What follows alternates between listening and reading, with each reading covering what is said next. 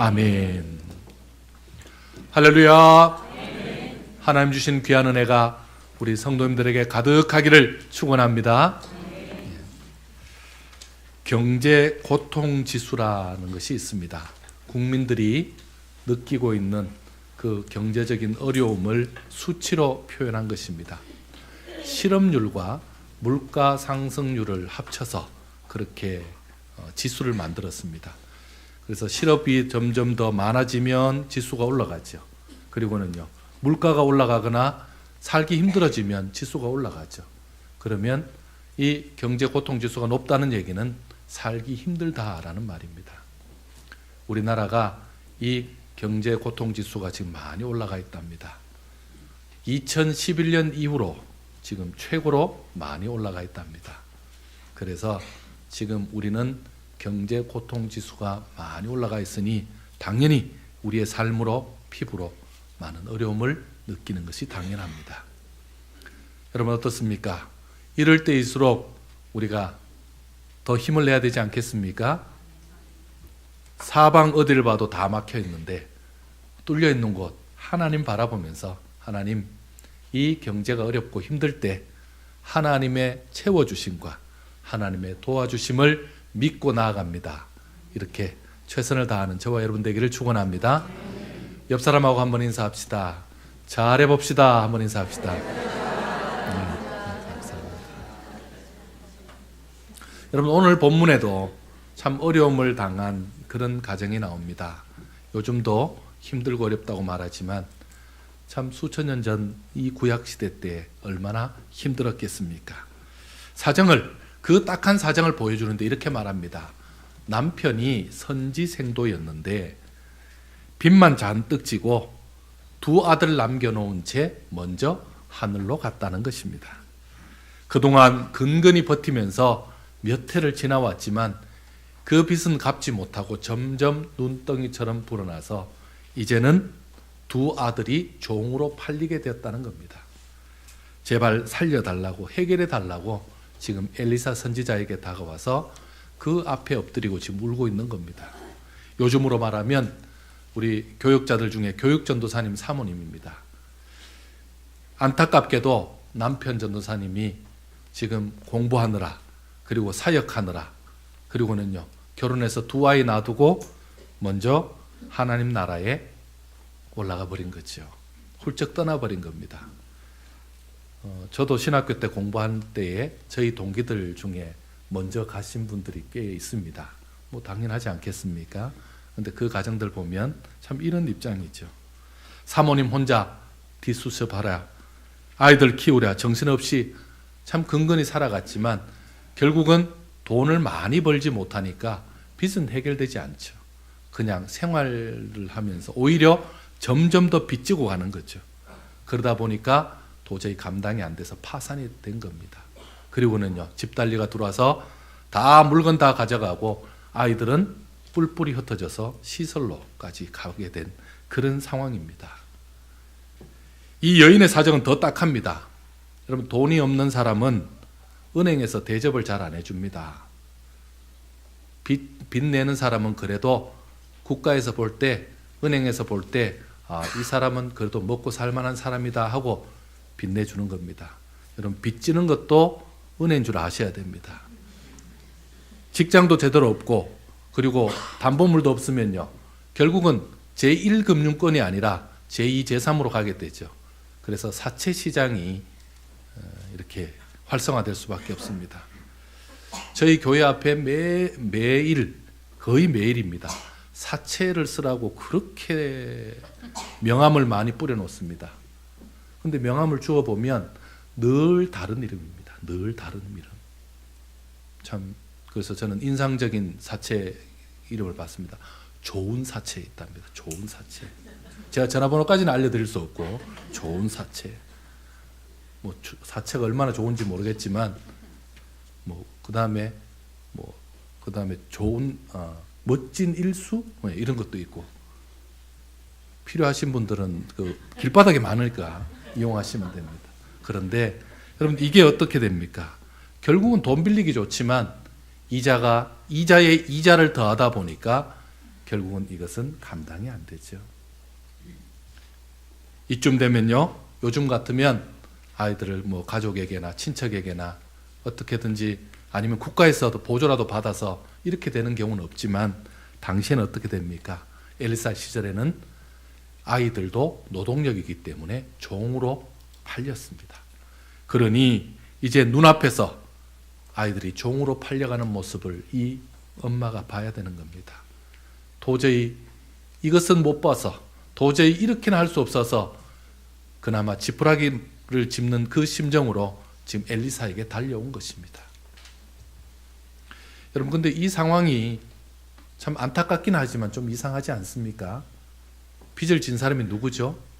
지금 엘리사가 빚진 겁니까? 아니면 엘리사가 무슨 내가 보증을 쓰겠다고, 이 집이 빚을 못 갚으면 내가 갚겠다고 보증 쓴 것도 아니잖아요.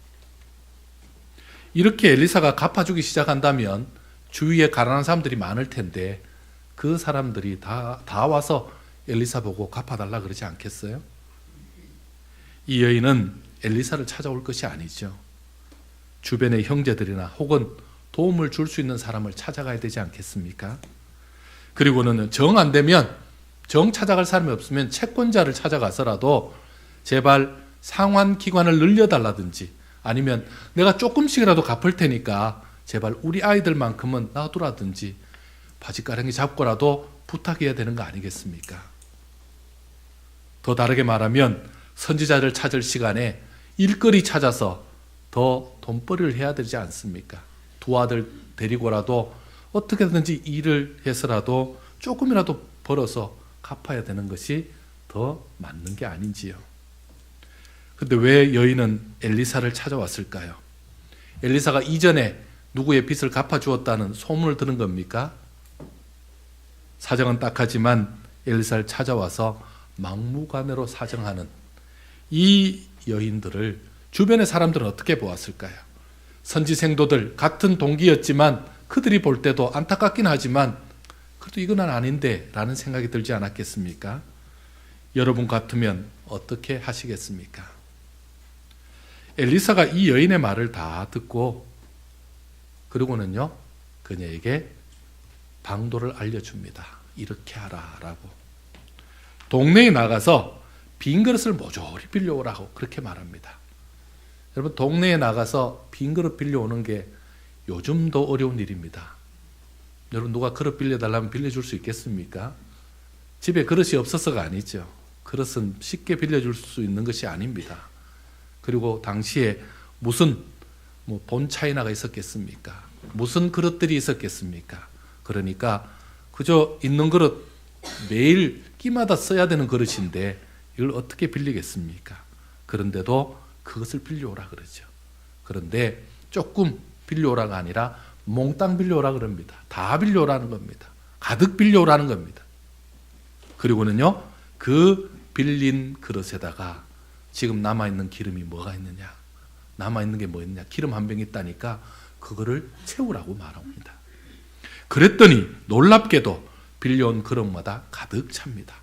그리고 그 그릇이 차고 다시 옆 그릇에 옮기고 다시 옆 그릇에 옮겨서 이제는 그릇까지 다 채우고 난 다음에 그 기름이 거치는 놀라운 일이 눈앞에 벌어졌습니다. 누구 앞에서요? 세 식구가 문을 닫고 지금 그 기름을 부었습니다. 세 식구들이 깜짝 놀랍니다. 너무너무 기뻐 날뛰고 싶으나 기름 쏟아질까 봐 지금 뛰지도 못합니다. 얼른 지금 그 여인이 엘리사에게 옵니다. 그리고는 너무너무 기쁨의 보고를 하죠. 지금 선지자 선생님 말대로 했더니 지금 이렇게 되었습니다 라고 보고를 합니다. 그때 엘리사가 이렇게 말합니다. 이렇게 당부합니다. 그러면 기름을 팔아서 먼저 빚을 갚아라. 그래야 아이들 안 팔리니까. 아마 그걸 갖고 나면 그것보다 훨씬 더 많이 남을 것이다. 그 남은 돈으로 두 아들과 함께 잘 살기를 바란다. 할렐루야. 네, 이 집 문제는 이렇게 해결됐습니다. 이렇게 이 집 문제처럼 해결되는 일이 우리 가정들에도 있기를 축원합니다. 빚 문제도 해결 좀 되고 어려움도 해결되고 그런 일이 우리 교회 성도들 가운데도 가득 있기를 축원합니다. 자, 오늘 이 말씀은 우리에게 중요한 메시지를 지금 던져주고 있습니다. 하나님은 지금 이 여인과 엘리사의 모습을 통해서 우리가 잊지 말아야 될 중요한 이야기를 하나 남겨주고 있습니다. 그것은 하나님께서는 하나님의 일을 하다가 하나님의 일에 최선을 다하다가 그렇게 빚진 것, 그래서 빚지고 망하는 일이 절대로 없다라고 지금 알려주고 있는 겁니다. 뭐 하고 있다고요? 하나님의 일로 빚지고 망하는 자가 한 사람도 없으리라, 그렇게 말씀하고 있는 겁니다. 설령 정당하게 주의를 하다가 빚진 사람이 있다 할지라도 하나님께서는요, 하나님의 방법으로, 정당한 방법으로 그 빚을 갚아 주시겠다, 채워 주시겠다, 지금 우리에게 알려주고 있는 것입니다. 여러분, 여인의 남편은 어떤 사람이었을까요? 여인의 남편에 대한 근거가 있습니다. 이 사람은 하나님을 경외하는 아주 훌륭한 사람이었습니다.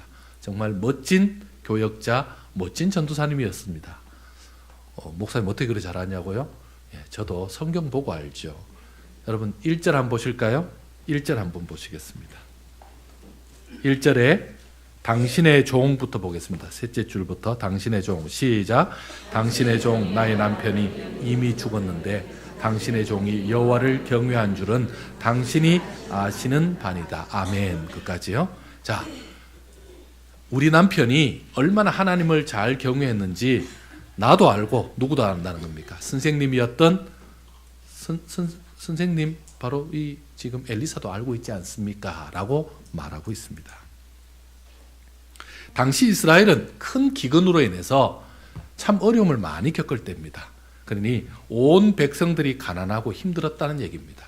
그런데 온 백성들이 가난하고 힘든데 교역자는요, 여러분, 교역자는 그 백성들이, 그 당시의 선지자는요, 그 백성들이 먹을 것을 공급해 주는데 당연히 백성들이 힘들면 이 사람의 삶은 힘들 수밖에 없죠. 그런데도 엘리사의 제자로서 기꺼이 주의 일을 감당했다라는 겁니다. 포기하는 사람들이 왜 없었겠습니까? 중도에 그만두는 사람이 왜 없었겠습니까? 그런데 그렇게 하지 않고 계속 주의 일을 감당했다는 겁니다. 자, 주의 일을 감당했다는 얘기는 또 무슨 말이죠? 여러분, 주의 일이 뭡니까? 다른 사람에게 말씀 전하고 요즘도 복음 전하는 그 일을 감당하잖아요. 그러면요, 여러분, 복음 전할 때, 말씀을 전할 때 주로 만나는 사람들이 어떤 분들입니까? 아주 부잣집 사람을 많이 만납니까? 가난한 사람을 많이 만납니까? 가난하고 힘든 사람을 만납니다. 그러면 반드시 해야 될 게 뭐죠? 그들에게 복음을 전하려면 그들을 도와줘야 됩니다. 여러분, 그래서 우리나라에 온 선교사님들도 병원부터 만들었잖아요. 그리고는요, 학교 만들었잖아요. 교육 못 받고, 그리고 지금 현재 병원 갈 수 없는 사람.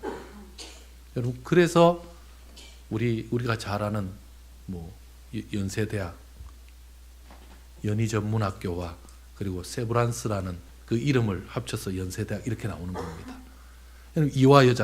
이화학당, 이게 다 오늘날 우리가 알고 있는 그런 시설입니다. 여러분, 지금 그렇게 할 수밖에 없는 이 사람이 자기도 먹고 살기 힘들고 자기 가족도 먹고 살기 힘든 이 와중에 더 가난하고 더 힘든 사람에게 콩 하나도 나누어서 또 주지 않았겠습니까? 그래야 그들에게 말씀을 전하니까 이 일을 고스란히 본인이 겪고 있는 겁니다. 여러분, 선지생도 전도사님이 그렇게 겪으면요, 그 가정은요, 남편이 그렇게 하고 있으면 그 가정은요, 그 가정에 참 좋은 부인이라면 같이 굶는 거죠. 협력 없이는 할 수 없거든요. 그래도 끝까지 주의 일을 감당하다가 자신이 먹고 자신이 입을 것까지도 제대로 챙기지 못하고 결국은 빚까지 얻어서 그렇게 주의 일을 하다가 먼저 하나님 나라에 간 것입니다. 여러분, 그가 빚진 것은 하나님을 경외하였기 때문에, 그가 빚진 것은 끝까지 주의 일을 놓치지 않았기 때문에 지금 빚지고 있다는 얘기를 하고 있습니다. 하나님은 이 선지생도의 믿음을 귀하게 보셨습니다. 누가 귀하게 여긴 것처럼요. 엘리사가 귀하게 여긴 것처럼 하나님은 더 귀하게 여기고 있죠. 그러면요, 그 가정도 귀하게 여겼을 것입니다. 자, 그러나 남편의 이러한 빚은 반드시 갚아줘야 될 빚입니다. 너무나 큰 짐으로 남아있죠. 피할 수 없는 현실 문제죠. 따라서 가족에게는 엄청난 고통으로 더 증폭이 되었습니다. 모세 율법에 따르면 빚을 갚을 수 없다면, 갚을 것이 아무것도 없다면 몸을 드릴 수밖에 없었습니다. 그래서 종살이를 해야 됐죠.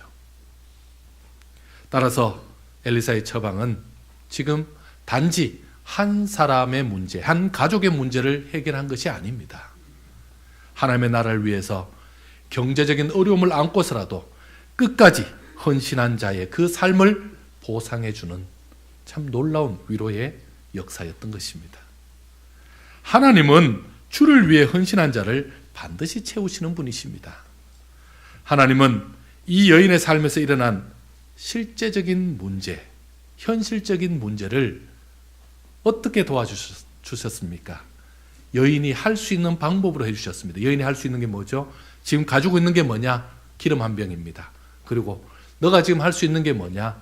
그동안 그래도 동네 사람들에게 최선을 다해서 섬겼으니까 그 사람들에게 그릇 정도 빌려올 수 있는 거죠. 그러니까 그릇을 빌려오라고 한 겁니다. 그리고 빈 그릇을 빌려옵니다. 그 빈 그릇을 빌려오고, 여인이 어느 정도까지 빌려올지는 그 여인의 능력이죠. 집집마다 다 빌려야 되니까. 그래서 그 여인이 빌려온 만큼 하나님께서는 그 여인에게 있는 것으로 그렇게 채워주신 겁니다. 하나님은 여인이 빌린 모든 그릇에 기름을 가득 채워주셨습니다. 하나님은 하나님을 위해 헌신한 자, 하나님의 자녀로서 자기의 책임을 다한 자, 그리고 그 책임을 다하느라 힘에 지나도록 감당하느라 그런 짐을 진 자, 하나님은 결코 외면하지 않으십니다. 풍족하지 않은 중일지라도 주를 위해서 헌신하는 자, 그를 잊지 않고 채우시고 도우시는 분이 바로 우리 하나님이십니다. 여러분, 우리 하나님은 우리에게 신세 지고 살지 않습니다. 우리 삶 속에 우리를 그냥 버리는 일이 없으신 분입니다. 하나님은 보상하시고 채우시는 하나님이심을 믿으시기 바랍니다. 사랑하는 여러분, 우리가 주의 일을 하다 보면, 참 주님의 일을 열심히 하다 보면 우리의 삶에 문제가 생길 때가 있습니다. 참 구멍이 생길 때가 있습니다. 우리는 주님이 주신 은혜에 감사하면서 주의 일에 충성하고 또 최선을 다해서 우리도 퍼주고 그렇게 하고 싶을 때가 많습니다. 그런데 문제는요, 그렇게 주의 일을 잘 감당하면 주님께서 제때 좀 쌀떡도 좀 채워주시고 통장도 좀 채워주시고 이렇게 하면 좋겠는데, 어느 순간에 그렇게 하다 보니까 내 삶에 펑크가 날 때입니다. 믿음 있는 사람은 어떻습니까? 은혜 있는 사람은 그래도 그거 감당합니다. 은혜로 감당합니다. 내가 감수하면서 감당합니다. 그런데 남편이 하고 있는 그 일을 믿음 없는 아내는 어떻게 이해를 하겠습니까? 철없는 자식들은 어떻게 이해를 하겠습니까? 그리고는요, 어려운 형편이면서 교회를 위해서 최선을 다해서 헌신하고 힘든 중에도 교회를 위해서 열심히 헌금하고 수고했더니 하는 만큼 손해구나라는 것을 느끼게 됩니다. 그런 생각이 들기도 합니다. 열심히 신앙생활하다가 현실적인 어려움과 물질의 부족함을 느낄 때 참 당황스럽죠. 주저하게 되고 교회 일에 더 소극적이 됩니다. 여러분 어떻습니까? 지금 여러분은 어떤 처지와 어떤 상황에 있습니까? 하나님은 우리가 주일 하면서 다른 사람에게 피해를 주면서 살도록 절대 방치하지 않는 분이심을 믿으시기 바랍니다. 여러분, 하나님이 어떤 분인지 한번 보실까요? 마가복음 10장 29절 우리 화면 한번 보시면 좋겠습니다. 여기에 모인 우리 주의 은총 받은 자 맞습니다. 그 다음에 화면 한번 보실까요? 마가복음 10장 29절. 안 됩니까? 예, 성경을 찾아야 되겠습니다. 그러면. 네, 나왔습니까? 예, 보겠습니다. 그럼 같이 한번 읽겠습니다. 시작.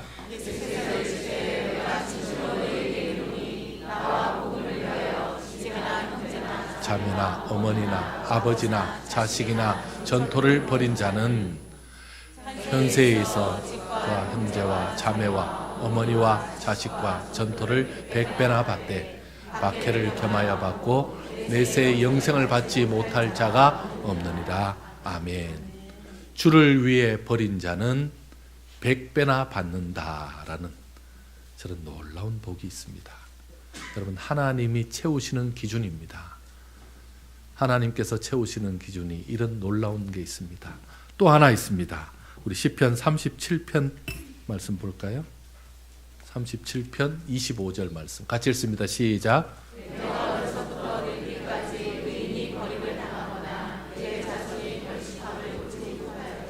아멘. 의인이 버림당하거나 그의 자손이 걸식함을 보지 못하였다. 그런 일이 없게 하겠다라는 하나님의 약속이죠.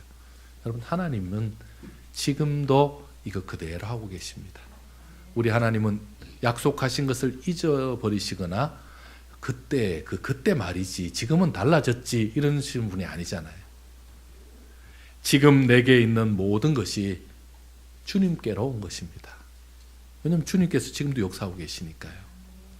우리에게 지금 소유가 있다면 그 근원은 하나님입니다. 하나님이 우리의 소유를 채워주지 않았다면 지금 내가 가진 것이 없죠. 하나님이 누리게 하지 않았다면 지금 내가 누릴 수가 없는 거죠. 하나님이 물질만 주셨습니까? 내게 재능 주시고 은사 주시고 지혜 주시고 나를 경험 주시고 그렇게 키우신 그 모든 것은 하나님이 허락해서 내가 가지고 있는 것입니다. 그러므로 우리는 기회가 될 때마다 내가 가진 것이 있을 때마다 내가 지금 다른 사람에게 뭔가 베풀 것이 있을 때마다 부지런히 주의 일에 헌신해야 됩니다. 주님의 일에 헌신하지 않고는 절대 채워질 수도 없습니다. 여러분, 우리 하나님은 우리 불교의 하나님이 아니십니다. 불교는 내가 많이 가지고 있어도 내가 많은 것 따로 챙겨놓고 있어도 그냥 달라고 열심히 지성만 드리면 주게 되어 있는 것이 교리입니다. 그게. 하지만 우리 하나님은 그렇지 않습니다. 우리는 달라고 하는 것뿐이지만 하나님은 하나님이 주셔야 주시는 겁니다. 하나님이 어떤 사람에게 채워주시겠습니까? 설령 주의 일을 하다가 손해도 보고 빚도 지는 그런 경우가 있다 할지라도 그것 때문에 위축되거나 그것 때문에 주저해서는 안 된다라고 말씀하고 있습니다. 왜요? 채워주신 분이 누구시기 때문에? 하나님이시기 때문에 그렇습니다. 지금 하나님은 주를 위해서 수고한 우리들에게 채워주시기를 기다리고 계십니다. 하나님은 어디에 채워주셨습니까? 여인의 그릇, 빈 그릇에 채워주셨습니다. 하나님이 지금 우리 보고 빈 그릇 가져오라고 말씀하고 있습니다. 여러분, 빈 그릇 가져오라는 것. 여러분, 여기서 빈 그릇을 잘 생각해 보셔야 됩니다. 어떤 빈 그릇일까요? 이웃집에 가서 요즘 아예 딴 데 가면 도매금으로 파는 그릇 공장도 있던데 그런 거 막 싸우면 됩니까? 그것을 얘기하는 것이 아닙니다. 분명히 내가 먹을 건데 우리 가족이 먹을 건데 이것을 하나님께서 옆집 주라 그래서 나보다 더 가난한 분에게 주었습니다. 주고 나니 빈 그릇만 돌아왔네요. 이게 빈 그릇입니다. 하나님, 제가 참 열심히 모은 돈인데 저 집이 전세 자금이 부족하다 그러고 지금 바깥에 나앉게 생겼다 그러네요. 제가 이 돈 좀 보내겠습니다. 그래서 통장 잔고가 빈 것을 말하고 있는 겁니다. 내 창고에 가득히 물건이 있었는데 내 창고에 가득 내 자녀들까지 줄 게 있었는데 그거 나눠주고 이제 빈 창고를 말하는 겁니다. 그게 빈 그릇입니다. 지금 우리 하나님은 그거 가져오라는 겁니다. 그 빈 그릇 가져오라는 겁니다. 어떻게 해요? 많으면 많을수록 좋다라고 말씀하고 있는 겁니다. 더 많이 비어있다면 내가 더 채워주겠다라고 그렇게 말씀하고 있는 겁니다. 하나님이 어떻게 채워주시는지 여러분 기대가 되십니까? 빈 그릇의 모양대로 채워주십니다. 그릇이 비어있는 만큼 채워주시는 겁니다. 주를 위해 빈 그릇이 된 그 부분은 하나님이 빈 그릇마다 채우시는 분이십니다. 여러분, 다른 사람에게 무엇을 준다라는 것은 참 어려운 얘기입니다. 여러분, 아이들에게 보시면 알죠? 아이들 보면 잘 압니다. 아이들 가지고 있는 거 잘 안 줍니다. 여러분, 그게 본능입니다. 본성. 내가 가진 것을 다른 사람에게 준다라는 게 참 어렵습니다. 그게 본성적으로 어렵습니다. 반대로 내가 가진 것을 다른 사람에게 주는 것 자체가 본성을 지금 거스르는 거기 때문에 굉장히 힘든 일입니다. 그래서 이건 뭐로 하는 거죠? 신앙과 훈련으로 되는 겁니다. 여러분, 그냥 되는 게 아닙니다. 그리고 그런데도 참 어떻게 당신은 그렇게 잘하십니까? 그렇게 다른 사람을 잘 섬깁니까? 하는 사람은요, 처음엔 그게 잘 안 됐지만 작은 것으로 섬기다 보니까 하나님이 채워주셨다라는 경험이 있어서 하나님이 채워주셨고 돌아서 보니까 어느 순간에 채워져 있었다는 것을 느끼기 때문에, 그리고 그것을 믿기 때문에 그 다음은 더 용기를 내서 그걸 감당할 수 있는 것입니다. 여러분, 이게 다른 사람을 준다라는 것 쉽지 않습니다. 다른 사람을 주는 것은 쉽지 않으면서 하나님이 채워주시길 바란다라는 것은 앞뒤가 맞지 않는 거죠. 그래서 결국은 하나님이 기뻐하는 일이라면 하나님, 제가 제 손에 있는 것이지만 저를 통로로 사용해 주옵소서. 제가 통로가 되겠습니다. 제가 그냥 연결고리만 하겠습니다 하고 넘겨주는 것, 이런 일을 한 자에게 하나님은 그의 빈 그릇을 받으시는 겁니다. 이제 올 한 해 하나님 앞에 헌신하는 우리의 삶을 하나님께서는 분명히 채워주실 줄 믿으시기 바랍니다. 그런 믿음의 모습을 채워주시는 우리 하나님을 믿는 성도라면 몇 가지 원칙도 있어야 됩니다. 여러분, 신앙인들은 하나님이 채워주실 것을 믿고 사용하는 사람들입니다. 믿고 쓰는 사람이죠. 하지만 뭐는 안 되냐면 과소비는 안 됩니다. 어차피 하나님 채워주실 거니까 막 주지 막 쓰지 이거 안 됩니다. 여러분, 우리 하나님이 생각이 없는 분이 아니시잖아요. 너 막 쓰라고 주지는 않는다라는 거죠. 너 함부로 사치하라고 주지는 않는다라는 거죠. 여러분, 우리 하나님은 우리가 생각하는 모든 수준의 그 어떤 수준이라고 할지라도 그보다 다 위잖아요. 그런데 그렇게 하면 안 되죠. 주의 일 하느라 궁핍하고, 주의 일 하느라 위축되고, 주의 선한 일로 하나님을 이 땅에서 드러내는 일을 포기하지 말고 그거 멈추지 말라고 하나님이 채우시는 겁니다. 제가 참고로 말하지만 하나님의 채우심은요, 물줄기가 잘 보이지 않습니다. 내가 오늘 갖다 줬더니 하나님 바로 채워놓으셨네, 이거 잘 없습니다. 오늘 내가 선한 일을 했더니 하나님 더 좋은 일 주셨네, 이렇게 바로 보이지 않습니다. 참 안달나게 하는 분이 우리 하나님이십니다. 그리고 마치 우렁각시처럼 어느 순간에 채워놓은 것이 우리 하나님이십니다. 지나고 보니까 분명히 계산상으로 따져보니까 내가 많이 썼는데, 내가 참 다른 사람에게 많이 베푼 것 같은데도 별로 내가 손해본 게 없고 오히려 더 많아졌네, 계산이 이상해졌네. 이게 하나님이 하시는 방법입니다. 채워주실 하나님을 기대하면서 헌금 생활을 열심히 해야 됩니다. 여러분, 우리는 헌금할 때에 인색하게 하지 않는 게 헌금이죠. 하지만 허세 부리지 않는 것도 헌금입니다. 헌금하면서 다른 사람 보란 듯이, 다른 사람 약간 기죽이듯이 그렇게 헌금하는 거 좋은 거 아닙니다. 여러분, 그거 선한 거 아닙니다. 왜요? 어떻게든지 나를 드러내려는 거잖아요. 여러분, 그것은 어떻게 보면 과욕이죠. 과시고, 하나님이 주신 것 내가 최선을 다해서 정말 내 힘에 지나도록 드리는 것은 맞습니다. 그러나 누가 봐도 과욕을 하면 안 됩니다. 그럼 저는 개인적으로 우리 교인들에게 헌금 작정하는 일을 좀 안 시키고 싶어 하는 사람 중에 한 사람입니다. 왜냐하면 헌금 작정하면 후유증이 있습니다. 헌금 작정하면 좀 과시하는 분이 조금 많이 씁니다. 많이 써요. 왜? 이왕 쓰는 거 뭐 빚내듯이 좀 쓸 수 있잖아요. 그 다음에 갚을지 안 갚을지는 나중에 알잖아요. 그래서 그렇게 하다가 많이 썼다가 나중에 못 갚으면 어떻게 하는지 아십니까? 교회를 떠납니다. 작정하면 교인을 잃을까 봐 저는 작정시키지 않습니다. 그리고 작정 자체는 그렇잖아요. 분위기를 좀 이렇게 많이 해서 많이 하도록 만드는 것이기 때문에 별로 실속이 없습니다.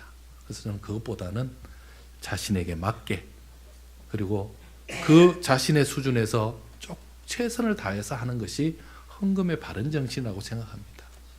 여러분, 그렇게 허세 부리거나 과세하는 것이 아니라 바로 하나님 앞에 최선을 다해서 마음을 다해서 드리면 하나님이 그거 기쁘게 받으시는 것입니다. 단지 하나님께 드릴 것을 작정하고 난 다음에 주의해야 될 것은 있습니다. 여러분, 하나님의 것을 뺐으면 안 됩니다. 여러분, 그런 경우가 있죠. 11조를 하려고 떼놨다가 갑자기 급한 일이 생기면 어떻게 하죠? 그러면요, 다른 사람에게 빌릴 수도 없고 자식 거 가져와도 뭐라 그러고, 그러면요, 하나님 아무 소리 안 하니까 하나님 거 빼가는 경우가 있는데, 그렇게 하면 우리 하나님 안 좋아하십니다. 여러분, 그럴 때는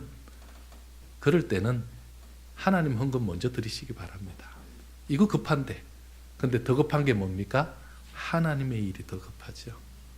작정하기로 했었고 드리기로 했으니까. 그러면 어떻게 하죠? 우리 하나님은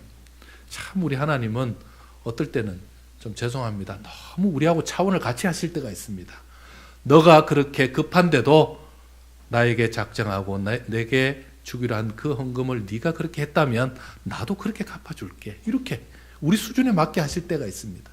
그래서 우리를 먼저 우선순위로 우리에게 채우시는 분이 하나님이십니다. 하나님은 지금도 빈 그릇을 찾으시고 계십니다. 하나님은 지금도 우리의 삶을 채워주시길 바라십니다. 선한 일에 앞장서시고 하나님이 기뻐하는 일에 앞장서시고, 그리고 하나님께 드릴 것을 제대로 드린다면 우리 하나님은 그 빈 그릇을 못 채우시는 하나님이 아니십니다. 오히려 가득 채워서 그릇마다 가득 부어주시는 분이 우리 하나님이십니다. 여러분, 올해 여러분에게 이런 은혜 있기를 원합니다. 여러분, 빚진 가정 있으면 올해 하나님 앞에 목표 세우시기 바랍니다. 하나님, 저 이거 선한 일, 근데 빚을 어떻게 졌는지는 잘 모르겠어요. 제가 내용을 모르니까. 그러나 하나님, 제가 선한 일 감당하다가 하나님 앞에 좋은 일을 하다가 이렇게 이 일을 했다면 하나님, 이거 하나님께서 좀 채워주십시오. 채워주는 김에 제가 개인적으로 쓴 것도 좀 채워주세요. 이러면서 기도 좀 붙이세요. 하나님께서 채우실 줄 믿습니다. 여러분, 강단에서 선포하는 거 쉽지 않습니다. 하나님이 아무래도 우리 성도들 채워주실 것 같아서 제가 드리는 말씀이니, 제가 가르쳐 드렸죠? 이럴 때는 자주 나오는 말도 아니니 목사님 강단에서 하는 말, 저기 실수로 했든지 진짜로 했든지 모르지만 하나님 아멘하고 빨리 받으세요. 나중에 제가 잡아 뗄 수도 있습니다. 하나님 앞에 이런 선한 일이, 하나님의 앞에 선한 일 감당하는 가정에 충만이 있어서 놀랍게 역사가 일어나기를 축원합니다. 함께 기도하겠습니다.